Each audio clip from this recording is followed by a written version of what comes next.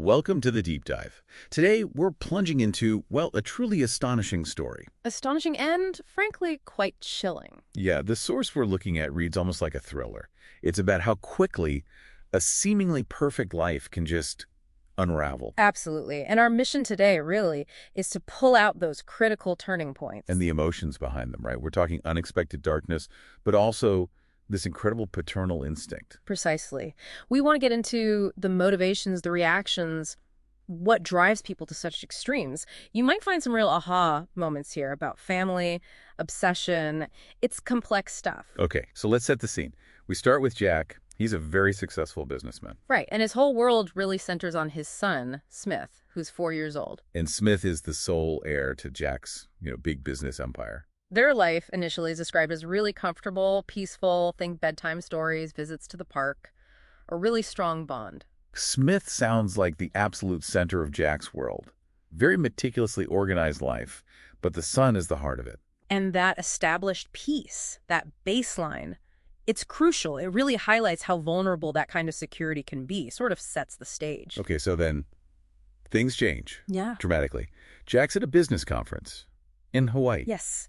And he meets Angela. The source describes her as, young, beautiful, captivating laugh. And Jack, who wasn't really focused on romance before, just falls for her. Hard. Deeply and irrevocably is the phrase used. And it happens fast. Super fast. Yeah. Like mirroring his business style, maybe. They're married just 3 months later. Yeah, whirlwind. And she moves straight into his huge, kind of minimalist mansion. That speed, it feels significant. It really is. The source kind of implies there wasn't much time for integration, Like getting to know the real person. Exactly. Potential conflicts, maybe hidden anxieties about her status or about Smith being the heir.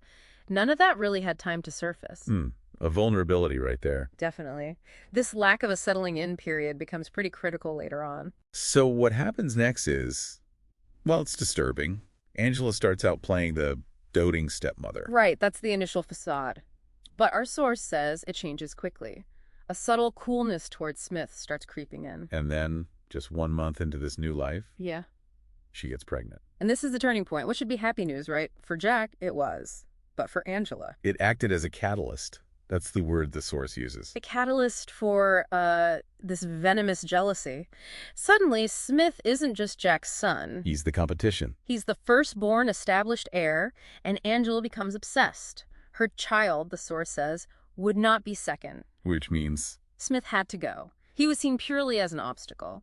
It shows how fast things can twist, doesn't it? Perceived threats turning into something really sinister. it's chilling. And the plan itself, it unfolds on a moonless night, Yeah. The description is stark. Angela creeps into Smith's room. whispering, "It's not your fault, but there's only room for one." Can you imagine? It's hard to fathom. Then she crushes a powerful sleeping pill into his milk. And watches him drink it all. The coldness. That whispered line to a sleeping child, it just underscores how completely she dehumanized him in her mind. He wasn't a person anymore, just a problem to remove. It's a frightening look into extreme jealousy. But Jack, he wakes up Yeah. hours later. Yeah, the source mentions a vague unease. He notices Angela isn't there. He hears the front door, sees her carrying something to her car, a limp blanket-wrapped bundle. Smith. He knows it's Smith, and then he hears her mutter something awful. No one will ever find you on the mountain. It will just be us. Just devastating. But here's the key moment, right? The instinct. Absolutely pivotal. Jack doesn't freeze. He doesn't hesitate. Grabs his phone, dials 911, whispering what's happening. That immediate action, that gut reaction, Yeah. that's what saved Smith. It's pure paternal instinct cutting right through the shock. So Angela drives up this desolate mountain calmly. To the highest, most isolated peak, she carries Smith to the edge of a cliff.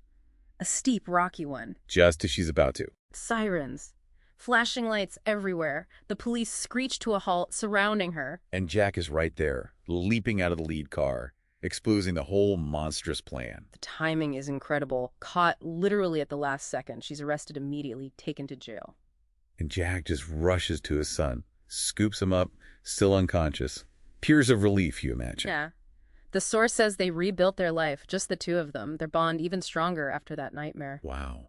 What a story. It really highlights, doesn't it, how quickly possessive feelings, maybe love twisted into obsession, can turn dark when faced with a perceived threat.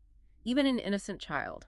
And on the flip side, that powerful father's instinct, that vigilance that just kicks in. Exactly, that primal bond demanding action right when it mattered most. So thinking about this, what does it mean for you, listening? It's a stark reminder, isn't it, about the hidden currents that can run beneath the surface in relationships. Mm-hmm. Even in lives that seem perfectly put together. Unimaginable things can happen. And it leaves us with a question, I think. Which is? What kind of vigilance might we find in ourselves if faced with something truly unthinkable? And maybe, how can we be more aware of those subtle shifts in relationships before they reach a crisis point? That's a powerful thought to end on. That's all for this deep dive. We hope you found it as insightful as it was, well, gripping.